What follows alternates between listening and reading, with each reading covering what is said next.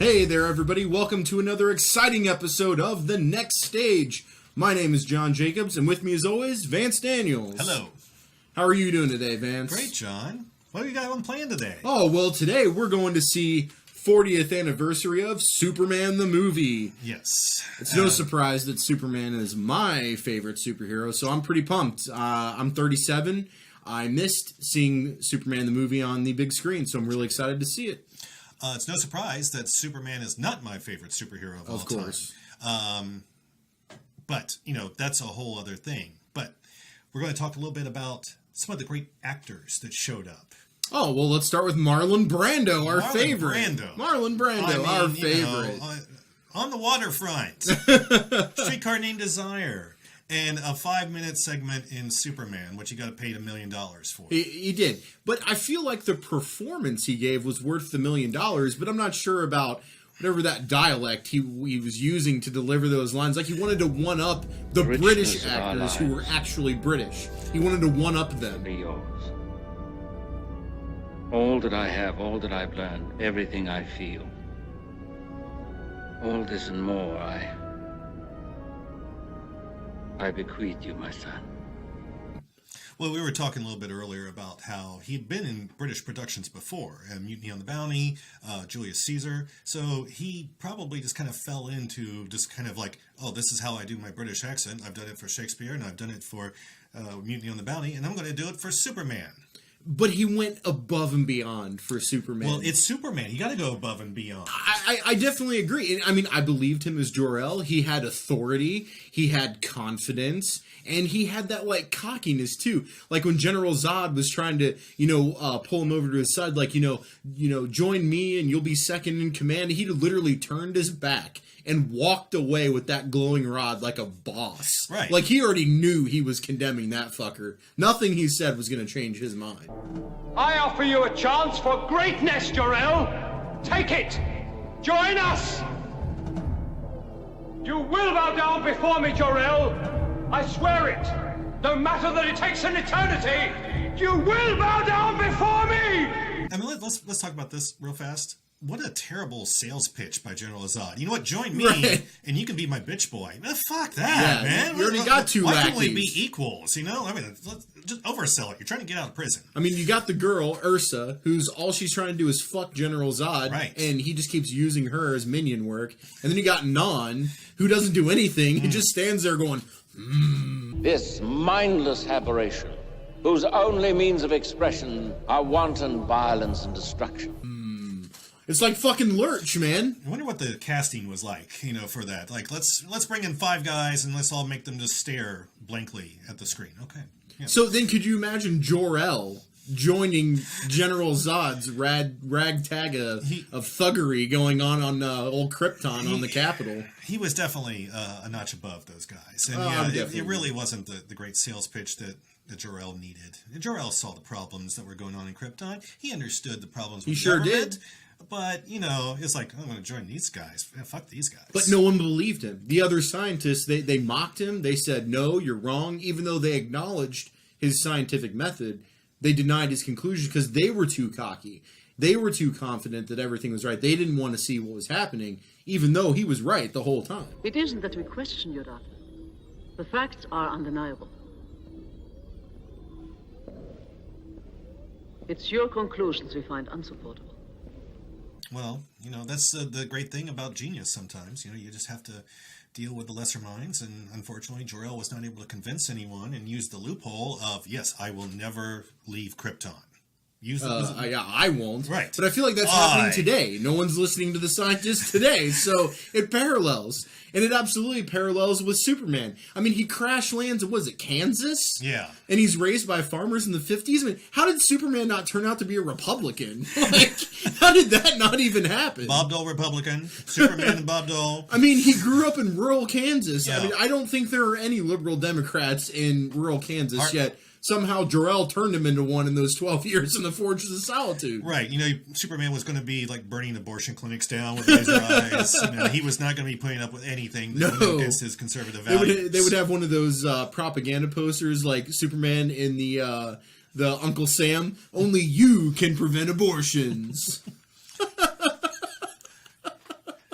One of the things we talked about off camera was that the need for Clark Kent / Superman. You had to have a very specific look. You had to have this very Caucasian, dark hair, very youthful, innocent-looking face. And I think that's a really difficult thing for casting. We've seen it over the years with multiple Supermen. Yeah. We both agree Brandon Routh did a great job. No, I thought Brandon Routh did a great job. No, he had a great look. I thought, he was a victim of unbelievable expectations. They poorly marketed Superman Returns. Well, now, it made almost $500 million. It's shy of $500 million. But the production cost was like, what was it, like over $250? Yeah. So, they would have needed to clear far more to make that successful, which is a shame. Because, to be honest, it was made in the spirit of the first Donner film. Right. Before Richard Lester ruined Superman. Right. I'm going to say that right now. Canon didn't ruin Superman. Richard Lester did. Anyways. But I think everyone was just unwilling to accept that Christopher Reeve was gone, that he would not be Superman ever again. Right. And it was just like, oh, fuck this guy, Brandon Routh, man. He's just a young nobody. But you have to accept that because, you couldn't, even if he had been fully physically capable, you couldn't have brought him back as Superman. What, were you going to bring him back as old fat Superman? That Superman didn't exist. But he had so many of the characteristics of Christopher Reeve. He looked like him. Right. He talked like him. He sounded like him. So I think it was a natural pick. You can't imagine anybody else doing that. So it was a needle in a haystack find. And that's the best they were going to get in 2006 at that point when they were filming it. What's a tougher casting, Non or Superman? Superman. Oh, okay. Because dude, you could be Non, man. You could be Non. I don't know. I really can't shut the fuck up. Yeah, some you people can. have a you real can. problem with me talking. But now you have a problem with the special effects. Yeah, I never thought the special effects were that great. Come on, man. And it's not even just... Are you serious? Yes, of course I'm serious. This is Star Wars era. Yes. Okay, so you have Star Wars. They had to invent their own technology. Superman had to invent their own technology. They did not want George Reeve laying on a screen, on a surfboard, arms out, not moving.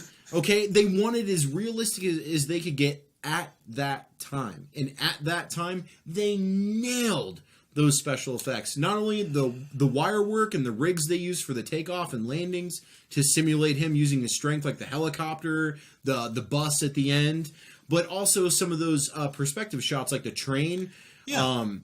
And then also the flying shots where they were using, Aaron, what is it, rear projection or front projection, optical?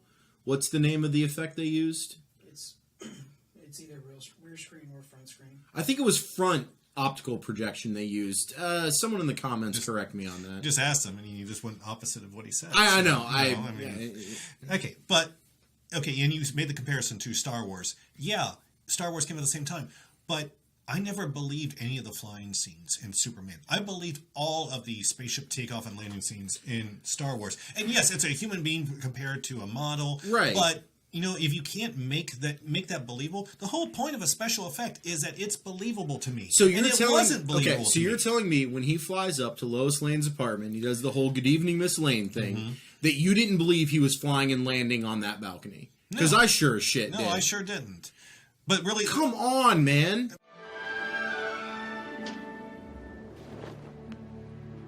Good evening, Miss Lane. The real problem is the high-speed flying scenes, where he's like this and coming through and you're seeing everything behind him. Yeah. Those aren't believable at all. Well, but they wanted to change it up. They wanted to have multiple different angles at things, and they wanted to make sure that they were presenting the flying shots from almost a 360-degree view just to show the technicality of what they could do, in that if you show him flying in different shots, then it's more believable. And I agree. Some of the blue screen shots, like the wide shots, like when he jumps out of the Daily Planet and he transforms and it's just kind of like a blur, but he still has his suit pants on, right?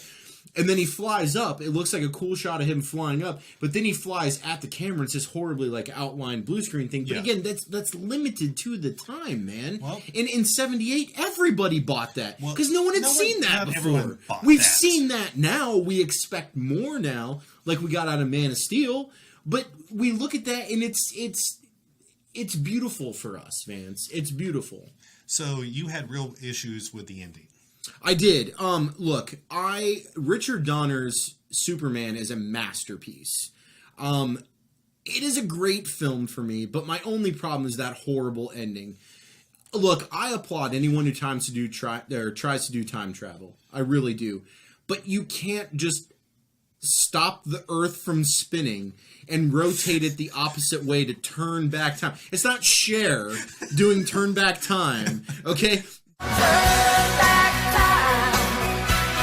Time travel does not work that way. Everybody on the planet would immediately have flung to the eastern hemisphere at over 1,000 miles an hour. Mm-hmm. There would be earthquakes, tsunamis, like mountains raising and dropping. It's absolutely absurd. Now, is it as absurd as Superman 2 and the Magic Kiss? No. Thanks, Richard Lester. But it's still terrible. You cannot rotate the Earth backwards and turn back time. So you're saying Stephen Hawking did not write that ending? Stephen Hawking did not write that ending. Mario Puzo wrote that ending. Well, okay. Well, he wrote The Godfather. That was his. So we give him a pass. We give him a pass. Bailiwick. Yeah, absolutely. All right. Well, the old clock on the wall says we're about out of time. Thanks, everybody, for watching our very first episode. We're really excited to go see Superman. What do you think about Superman? Do you love the movie? Do you hate it? Do you like Christopher Reeve? Do you hate Christopher Reeve like Vance? Leave a comment. Let us know. Make sure you hit the subscribe button and check us out for more episodes. We're out of here.